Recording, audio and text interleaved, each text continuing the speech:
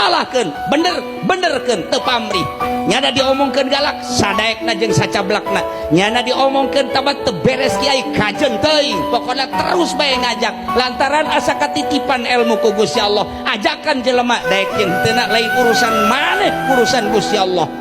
iyalah murah bacotna congcotna luar biasa hatena lantaran lain semata-mata nyarekan lain semata-mata nganasehatan anu galak tetapi nyana neuk mukakeun hate melalui ilmuna supaya wauheun ka Gusti Allah lantaran di pabrik bae mah teu wauh ka Gusti Allah lantaran di kantor bae mah jauh ka Gusti Allah lantaran di tempat-tempat tukos karena itu mah eueuh Allahan di hatena nah iyalah teu asa didelekeun ku Gusti Allah perlu